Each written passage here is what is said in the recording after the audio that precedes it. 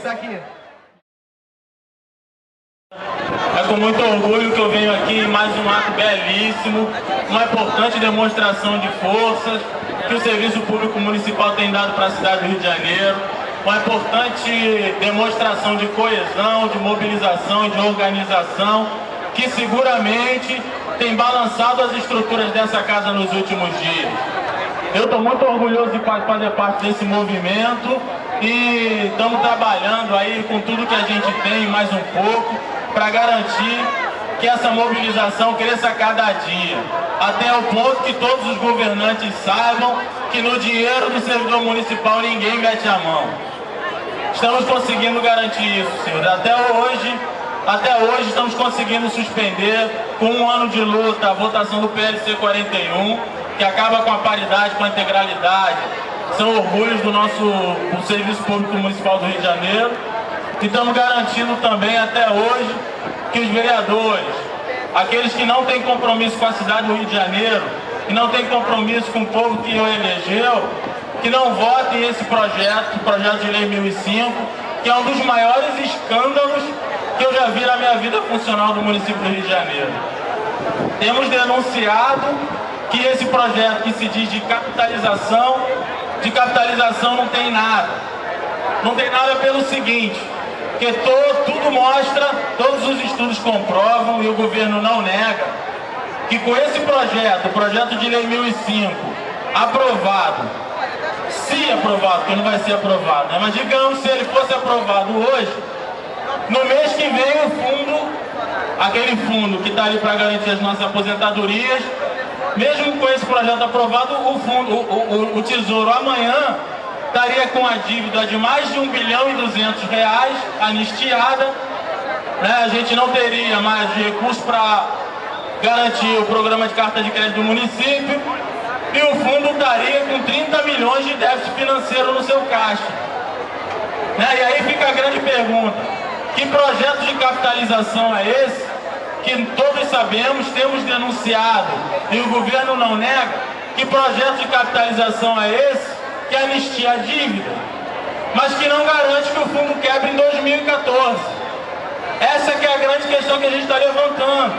Estamos aqui, acima de tudo, para dizer que nenhum servidor é contra a capitalização do Fundo de Previdência. Ninguém é contra a capitalização do Fundo de Previdência. Agora, acima de qualquer coisa, o que a gente precisa não é de um engodo, de um projeto de lei que atira para um lado e que mata do outro. Né? O que a gente está aqui é para garantir uma previdência forte, transparente, gerida pelos servidores, para o interesse dos servidores, e que fique longe das mãos sujas dos governantes que vêm e que vão no município do Rio de Janeiro. É isso que a gente quer garantir, é para isso que a gente está lutando. Né? O governo tem tomado atitudes desesperadas de tentar desmoralizar o movimento, dizer que a luta é eleitoreira, que é de desgaste, que é só desgaste.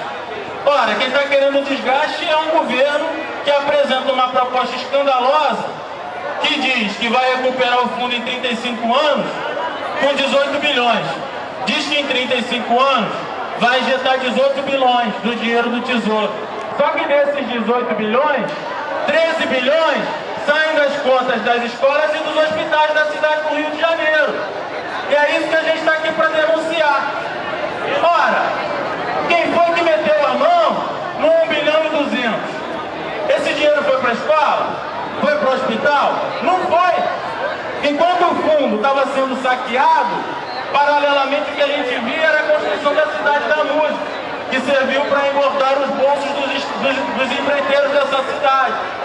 E agora me vem uma proposta, o prefeito encaminha uma proposta, gente, e é isso que está lá no texto. É só pegar o texto do PL 1005. Qualquer vereador que já teve o trabalho de ler o projeto encaminhado pelo governo, vai perceber. E não é nada diferente disso que eu estou dizendo. São 18 bilhões que o governo promete que vai colocar ao longo de 35 anos. E desses 18 bilhões, 13 bilhões saem do orçamento da educação e da saúde. Essas escolas, a situação que a gente tem aí, que todo mundo conhece, das escolas, dos hospitais hoje em dia, que tende a se agravar. Então, essa é a proposta de capitalização do governo. A outra proposta é esvaziar o patrimônio aqui no PreviRio, que hoje está lá para garantir o pagamento de benefícios assistenciais, a carta de crédito, né? Tudo isso que já é patrimônio do servidor, né? Todos esses imóveis que foram comprados com dinheiro do servidor estão sendo colocados para anistiar uma dívida de 2 bilhões, de 1 bilhão e 200 em valores históricos. Se a gente corrigir essa dívida, ela seguramente passa dos 2 bilhões. E é isso que a gente está aqui para cobrar. Uma anistia escandalosa. Somos radicalmente contra essa anistia. Pelo seguinte, porque fica fácil, né, gente? Se vem um governante, vai lá, mete a mão no nosso fundo de previdência, vem outro governante e anistia a dívida do anterior, que garantia a gente tem? Que garantia a gente tem? Como os companheiros do CEP colocam no seu boletim, é a institucionalização do calote. Não podemos aceitar isso. Até para mobilizar mesmo. Hoje é o dia de sacudir essa Câmara Municipal. E tem chance de esse projeto não ser votado hoje, né, gente? Meu nome é Afonso. Eu estou com o Túlio e o Afonso do CAD, né? São conselheiros eleitos pelos servidores públicos municipais, a qual as decisões do conselho é quem deve ratificar a posição, qualquer posição da prefeitura relativa ao fundo de previdência e ao PreviRio. Túlio, como é que você está vendo essa PLC 1005? Passou por alguma discussão lá no conselho ou não, né? Olha, nessa gestão no conselho eu não estou participando, eu fui da gestão anterior. E como você está identificando, o grande problema do Conselho de Administração do PreviRio é que não ocorrem discussões estratégicas sobre a gestão do nosso instituto e do fundo de previdência dos servidores, como deveria ocorrer, né? Então, só para dar um exemplo, a gente já está 3 meses sem sessão ordinária. E as sessões, quando elas ocorrem, elas têm sido muito mais uma sessão para corroborar algo que já foi feito antes. Então, invariavelmente, o que nós conselheiros temos feito? A gente tem problematizado primeiro essa questão e, às vezes, ou votando contra ou a gente votando em abstenção, porque são decisões que a gente sabe via diário oficial ou via a grande mídia. Então, a gente entende que o grande problema hoje do CAD, além da sua composição desigual, é até isso aí estão nos negando, que é a discussão dos servidores sobre os problemas que afetam os servidores.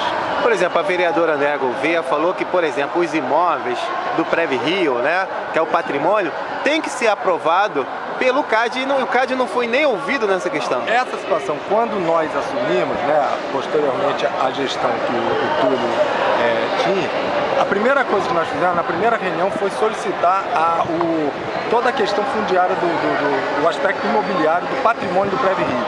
Isso foi nos negado e foi prorrogado por várias e várias sessões. Quando chegou a gente percebeu o seguinte, que nós temos vários imóveis ainda em situação não regularizada. Então a gente tem esse grande problema. E de repente a gente é surpreendido por já um projeto que já faz com que esses imóveis, ou seja lá em que situação for, já sejam colocados como em situação de venda. Isso é uma coisa que nos preocupa, porque a gente não tem essa situação garantida para que a gente diga pode ser assim, não pode ser assim, qual é o valor desse imóvel, o que está acontecendo. Então isso o Conselho não tem e acredito que o conjunto de servidores também não tem. Essa questão dos imóveis eu acho que é importante, primeiro porque eles não estão todos regularizados, primeiro problema. E segundo que a gente tem percebido que há uma especulação imobiliária muito grande na cidade por conta, né, da Copa do Mundo, das Olimpíadas, o preço dos imóveis em geral vem subindo.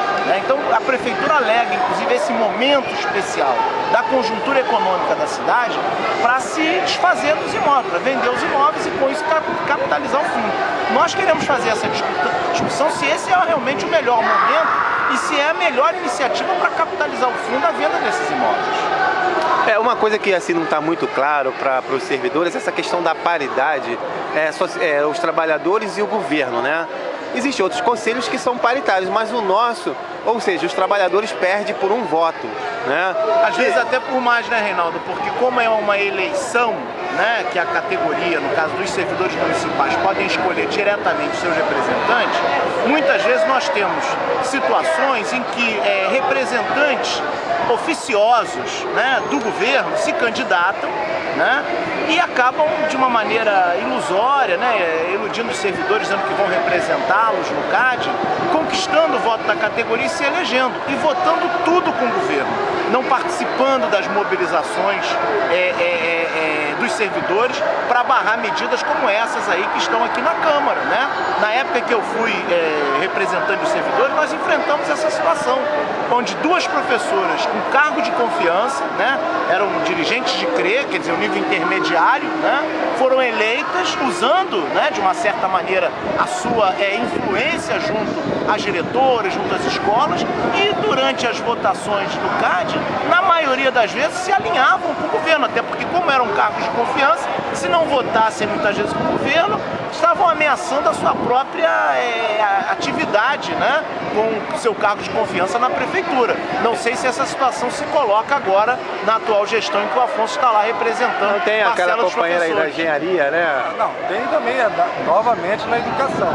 E agora, por que isso acontece? Acontece porque, primeiro, não há uma cultura na população brasileira de participação e interferência nos conselhos. Há uma cultura ainda brasileira no salvador da pátria, no Messias, e não de você participar e interferir. Então é muito fácil você dizer o conselho não serve para nada, e aí então eu não participo e deixo que se faça o que bem se queira com o Vota em qualquer um, né? Só que isso na verdade não acontece, porque se a gente não estivesse incomodando, nós, os conselheiros que estão atuando, que inclusive participam do Movimento Unificado em Defesa do Serviço Público Municipal, né, assim como eu, tem o conselheiro César, a conselheira Fátima, que ajudou a criar esse conselho também, esse movimento, se a gente não estivesse incomodando tanto, não teria por que razão a prefeitura não convocar, né, o PREV Rio não convocar, a presidente, a Adriane Iori, não convocar por 3 meses a sessão ordinária do Conselho de Administração do Isso é um absurdo, isso tem que ser denunciado, porque às vezes, por exemplo, os trabalhadores, no caso os conselheiros, não têm um canal de comunicação aberto para poder falar suas verdades, os seus contrapontos. Se o governo, que é obrigatório uma vez por mês convocar uma assembleia ordinária, sem prejuízo das extraordinárias, se ele não convoca, e assuntos relevantes como esses que estão sendo colocados aqui, a PLC 41, não é isso? E essa PLC 11.005, quer dizer, os conselheiros do CAD, antes mesmo do posicionamento do governo, deveria, em primeiro lugar, apreciar e dar um parecer, já que tem legitimidade, embora sem ser paritário, né? E o mandato de vocês vai até quando? Até agora, no final do ano, a gente deve ter novas eleições no início do ano que vem, mas esse calendário ainda não saiu. Né? Agora, como é que você está vendo a mobilização dos professores, do movimento unificado nessa... Eu acho preocupante porque eu vejo sempre a educação, né, como a mola propulsora desse movimento. Eu não vejo que as outras categorias, elas se mobilizam tanto, eu vejo lideranças, mas não vejo o conjunto da categoria. Então isso acaba respingando na educação a responsabilidade sobre esse processo. E nós da educação, a gente tem uma particularidade, que a gente, muitos professores não trabalham sempre no mesmo dia. E todas as vezes que as votações ocorrem sempre na terça-feira, essas paralisações constantes às terças-feiras para esperar se vai ser votado ou não, acaba prejudicando, inclusive, a própria mobilização, porque muitos acabam, eu não vou ficar o tempo todo faltando, etc. Agora, uma coisa importante, acho que o Túlio até, né, trouxe aqui, que é essa questão, olha o que se gasta de dinheiro, ao invés de se discutir com o conjunto de servidores, querem nos impor com material caro, né, explicações, no mínimo, tendenciosas e sem o contraponto. Então, eu acho que isso é outra coisa muito grave. Quer dizer, se não houvesse um interesse muito grande na aprovação disso, que não fosse a questão do servidor, não se produziria um material desse. Eu duvido que, se isso fosse de interesse muito sério do servidor, que esse material seria produzido para que esse projeto fosse aprovado e convencesse a população e ao conjunto de servidores que é um projeto que capitaliza o fundo e que beneficia o conjunto de servidores. Não, tá bom, muito obrigado. Essa iniciativa sua, né, de buscar publicizar, né, os direitos e publicizar as questões relacionadas ao servidor, eu acho muito importante, né? Obrigado, você tem contribuído bastante, pelo menos com as pessoas que acompanham o trabalho da associação, né? Em democratizar as informações. Essa que é a nossa preocupação. E essa questão que o Afonso falou, realmente, eu acho que cabe, né, um texto mesmo de vocês abordando com mais precisão essas mudanças que estão sendo propostas pelo governo e que estão sendo criticadas pelo conjunto dos servidores municipais. Parabéns pela iniciativa. Obrigado, Túlio. Mauro, o que você está achando dessa mobilização em defesa do serviço público? Eu acho que tá bacana. Eles estão querendo cansar a gente, diz que vai votar e não tem peito de votar porque o pessoal vem aqui e atrapalha. E a gente vai ficar vindo, cara. Enquanto eles não resolverem isso, a gente vai ficar vindo, vai lotar isso aí. E é hora das pessoas dizerem quem é quem, entendeu? Quando precisar, a gente vai estar vindo aí. Então você acha que os servidores não devem ficar esvaziados em função dos vereadores? De jeito nenhum. Tem que se manter mobilizado. Claro, manter a mobilização. Tá bom, muito obrigado. Para fazer a nossa saudação, para quem chegou agora, daqui a pouquinho nós vamos ali pro lado. O nosso ato hoje vai ser na rua ali do lado e já tem mais de 200 servidores lá dentro ocupando a Câmara dos Vereadores, fazendo a pressão no nosso trabalho de casa. Marcelo, com você aí, vamos falar. Obrigado, Vera. Boa tarde a todas e todos. Parabéns aos servidores, parabéns a todos vocês por essa mobilização. Isso é fundamental. É fundamental.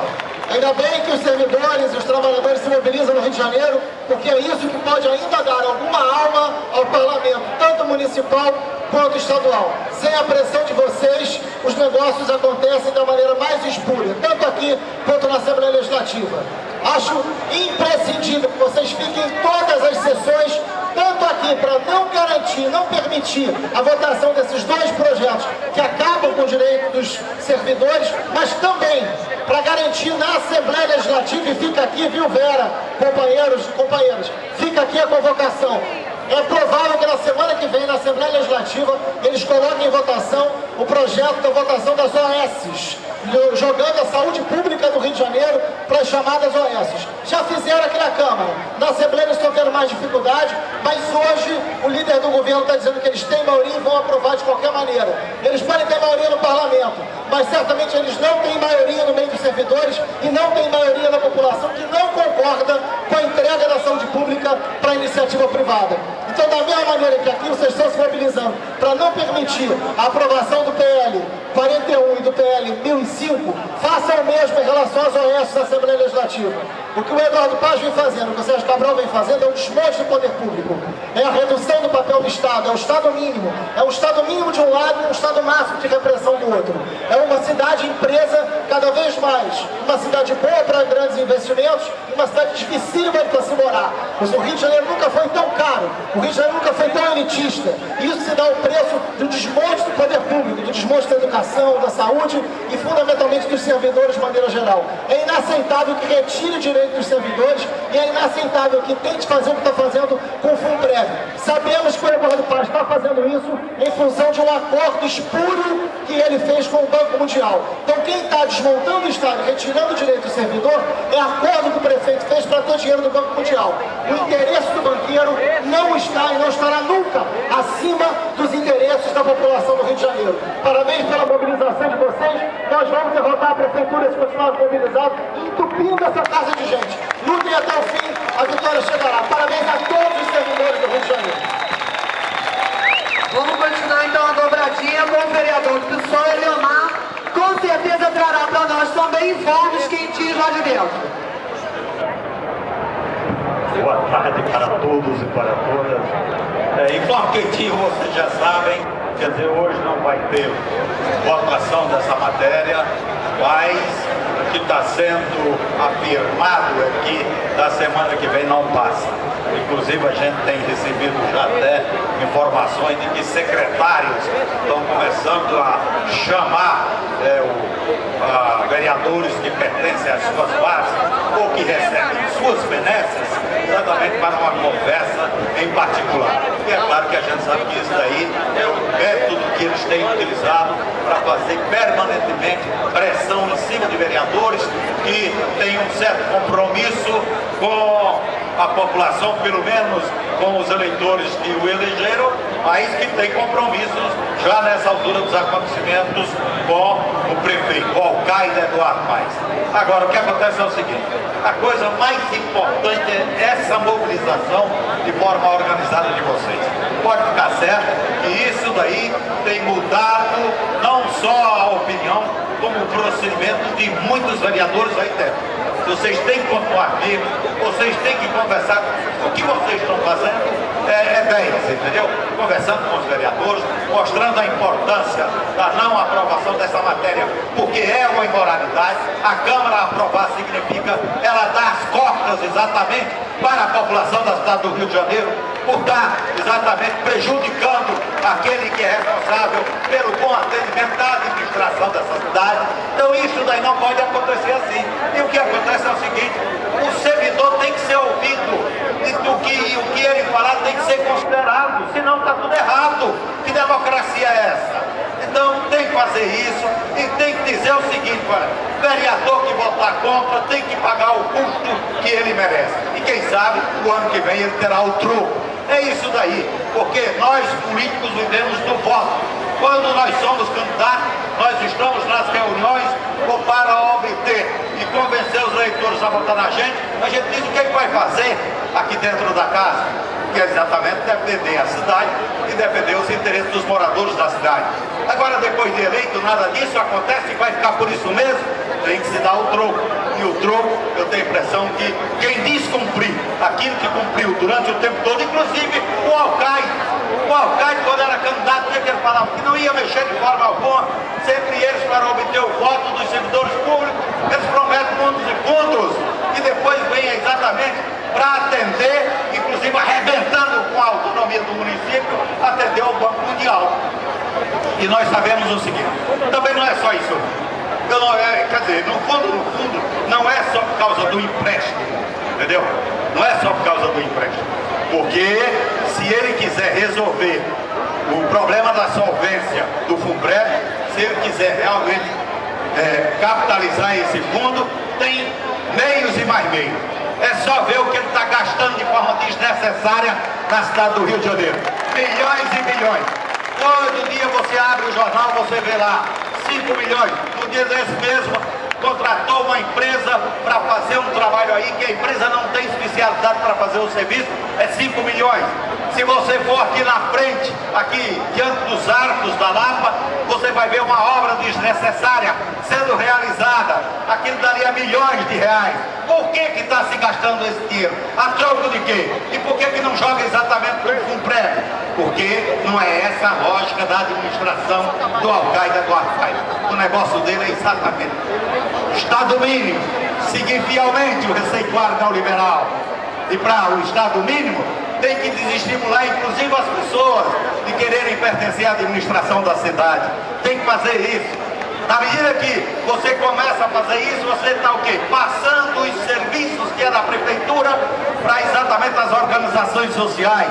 Com isso daí você inclusive reduz a base contributiva para o Funprev. Então o que ele quer é exatamente penalizar de forma brutal, numa ação perversa daquele que devia zelar, não só pela cidade do Rio de Janeiro, mas por aqueles que são responsáveis por sustentar a administração da cidade do Rio de Janeiro.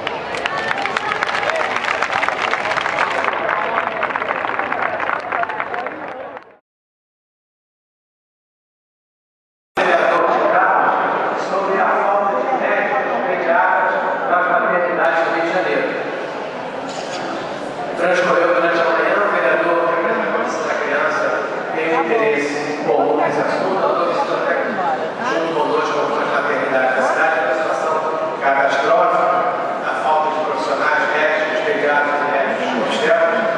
E hoje veio aqui o representante da Secretaria, o subsecretário de Saúde da Atenção Hospitalar. E a primeira reclamação que nós fizemos a ele, e que vem diretamente a ver com esse assunto da Previdência,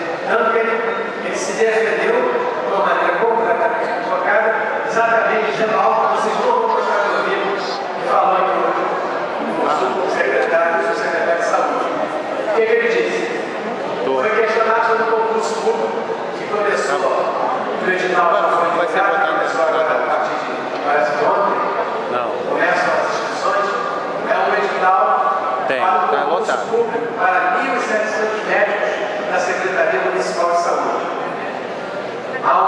Esse número é o número que a Secretaria levantou de carência de médicos que estão faltando. A gente sabe que nas emergências nós não temos clínicos, não temos pediatras, nas maternidades faltam pediatras, obstetras, em algumas faltam anestesistas, e é necessário um concurso público.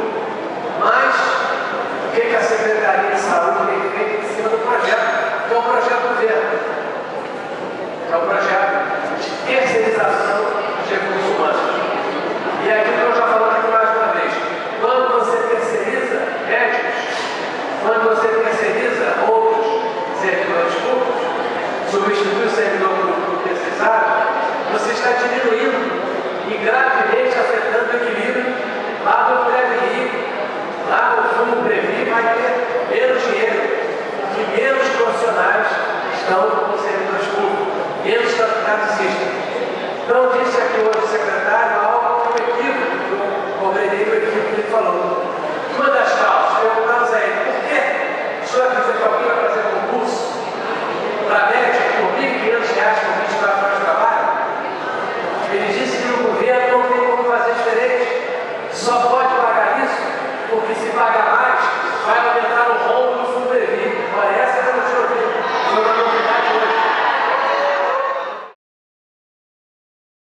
Muito bem, o vereador Paulo Pinheiro, é a discussão do PL 1005, que parece não acontecer no dia de hoje, né, pelo fato de não ter sido publicado, ainda esperando, aguardando o parecer da Comissão de Finanças e Orçamento. Vereador Raymond, o senhor um forte defensor aí dos servidores públicos, da sociedade civil, hoje atuando nos meios de comunicação em defesa da comunicação popular, de qualidade. Hoje a gente teve uma grande mobilização, estava previsto para hoje votar a PL 1005 e de repente não se votou nada. Como é que o senhor atribui essa não votação?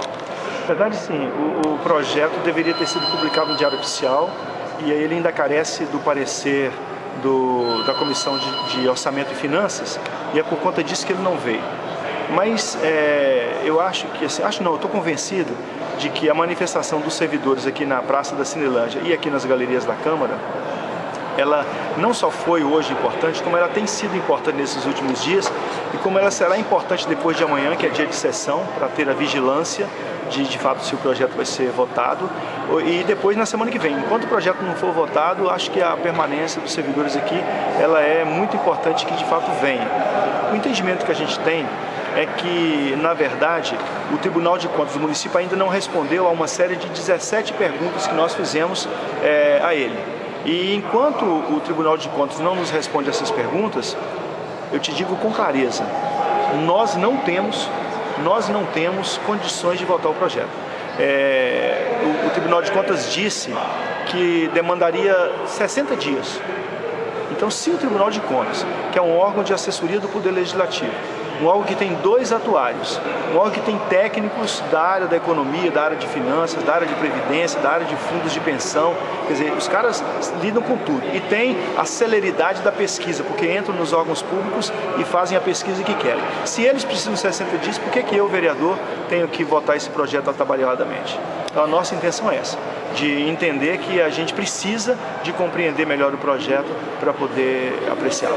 Mas é inevitável a discussão desse projeto, né? A discussão já está se dando, ela vai se dar, ela é inevitável. E inevitável também, quer dizer, imprescindível, mais que inevitável, imprescindível é a presença do servidor aqui nas galerias da Câmara Municipal.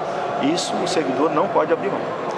Agora, o senhor acha assim, que aqui é uma casa política, tem vários vereadores de diversas tendências, o governo tem uma maioria, pelo menos simbolicamente a gente tem, se trata de uma frente, mas nem todos irão acompanhar o voto do governo. Né? Eu penso assim, eu penso que aqui você mesmo disse que é uma casa política. E se é uma casa política, aqui tem vereador para todos os gostos. Tem vereador que por convicção vai votar contrariamente ao projeto, tem vereador que por convicção vai votar favoravelmente ao projeto, Tem vereador que vai votar favoravelmente, contrariamente ao projeto, porque vai sentir a pressão da galeria. Tem vereador que vai votar contrariamente ao projeto, porque está cansado de saber que ele vai ser aprovado, está pensando que ele vai ser aprovado, porque para o vereador, pessoalmente, era muito melhor que ele fosse aprovado, mas ele vota contra para ficar de bem com a galeria. Tem de tudo. Então, por isso que é importante, mais que importante, é fundamental, é imprescindível que os servidores ocupem as galerias e façam a pressão, que é a pressão da política, porque esse aqui não é uma casa técnica, esse aqui é uma casa política. Muito obrigado, vereador.